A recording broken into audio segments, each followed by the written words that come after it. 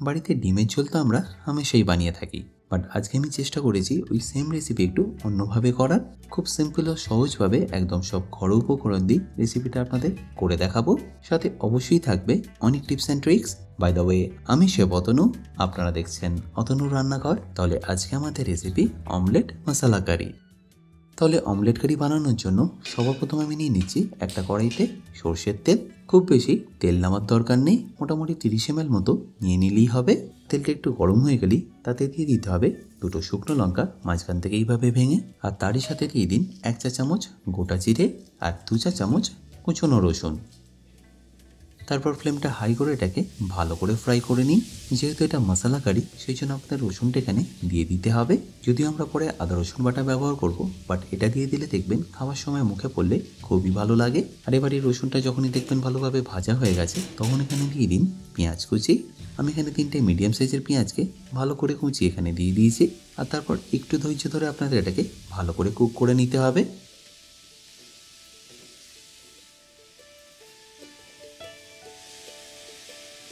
আর এই সময় পেঁয়াজটা যাতে তাড়াতাড়ি কুক হয়ে যায়, সেই জন্য আমি এখানে দিয়ে দিচ্ছি সামান্য একটু নুন। তারপর ফ্লেমটা হাই করে পেঁয়াজটাকে ভালো করে ভেজে নিচ্ছি।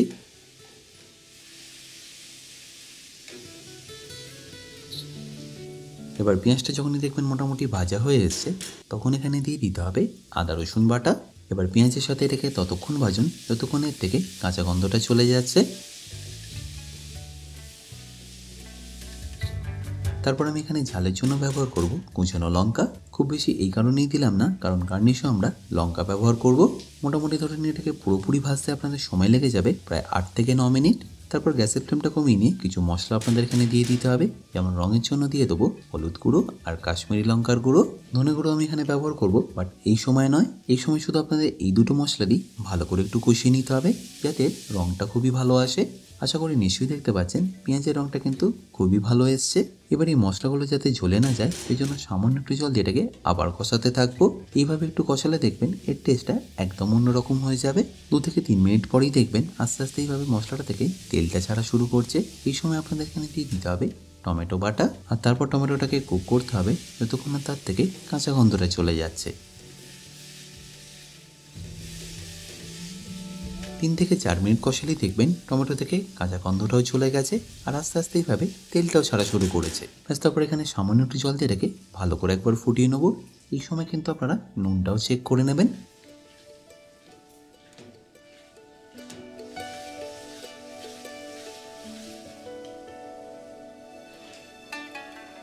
মেনলি এই পেঁয়াজ টমেটোটা কষালেই দেখবেন টেস্টটা অনেকটা বেড়ে যায়। এবার আমি এখানে দিয়ে দেবো সামান্য একটু ধনে গুঁড়ো।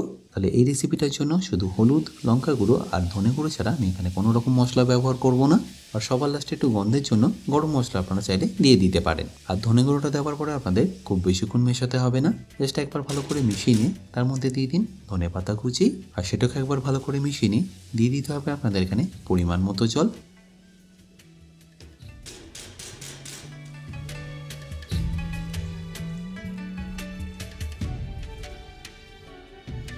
এই জলটা ফুটে রিডিউস হলেই আপনাদের গ্রেভি কিন্তু রেডি। আর এটা যতক্ষণ রিডিউস হচ্ছে, আমি আপনাদের অমলেটটাও বানিয়ে দেখাচ্ছি। তার জন্য একটা বাটিতে আমি নিয়ে নিচ্ছি দুটো ডিম। তার মধ্যে মিশিয়ে দিতে হবে একটু কুচনো পেঁয়াজ, কুচনো টমেটো, একটু কাঁচা লঙ্কা আর ধনে পাতা। আর অবশ্যই এখানে নুনটা দিতে ভুলবেন না। এবার যেটা আপনাদের করতে হবে, এরকম একটা তড়কা প্যান নিয়ে তার মধ্যে দিয়ে দিন খুবই সামান্য তেল, আর সেটাকে আস্তে আস্তে গরম হতে দিন।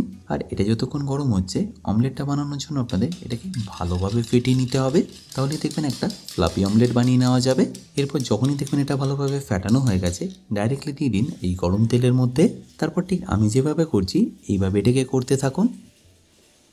আশা করি নিশ্চয়ই বুঝতে পারছেন, ডিমের যে অংশটা কুক হয়ে যাচ্ছে সেটাকে উপরে সরিয়ে দিয়ে লিকুইড ডিমটাকে আমি তার নিচে এইভাবে এনে নিচ্ছি। একটা করলেই বুঝতে পারবেন এটা করা কতটা সিম্পল।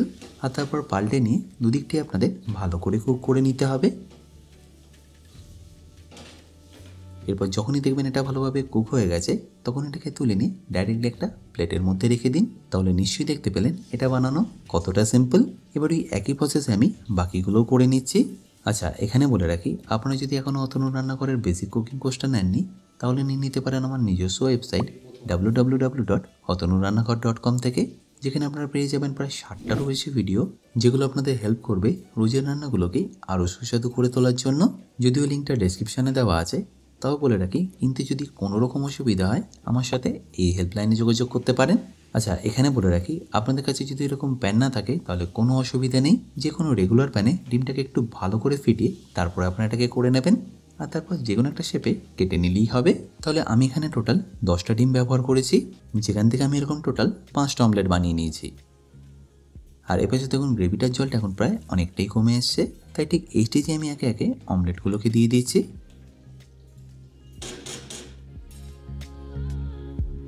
আর এই অমলেটগুলো দেওয়ার পরে গ্যাসের ফ্লেমটাকে আপনাদের একদম লো করে দিতে হবে, কারণ এটা যদি আপনারা স্লো ফ্লেমে ফোটান তাহলে দেখবেন এই অমলেটটা আস্তে আস্তে গ্রেভিটাকে সোক করা শুরু করবে। তখন দেখবেন এই অমলেটটাই অনেকটা জুসি আর নরম হয়ে গেছে। আর এই স্টেজে আপনারা দিয়ে দিতে পারেন সামান্য একটু গরম মশলা, এছাড়াও গার্নিশের জন্য দিয়ে দিয়েছি সামান্য একটু কাঁচা লঙ্কা আর ধনেপাতা।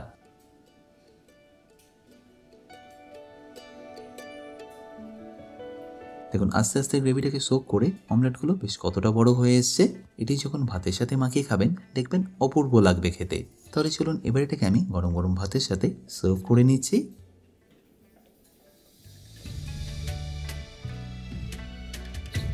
আশা করি সিম্পল রেসিপিটা আপনাদের নিশ্চয়ই ভালো লাগবে, আর ভালো লাগলে প্রতিবারের মতো আমাকে কিন্তু কমেন্টে জানাতে ভুলবেন না। বাই দ্য ওয়ে, আমি শেফ অতনু, আপনারা দেখছিলেন অতনুর রান্নাঘর। দেখা হচ্ছে আপনাদের সাথে একটা নতুন রেসিপি নিয়ে নেক্সট এপিসোডে। ভালো থাকবেন, সুস্থ থাকবেন।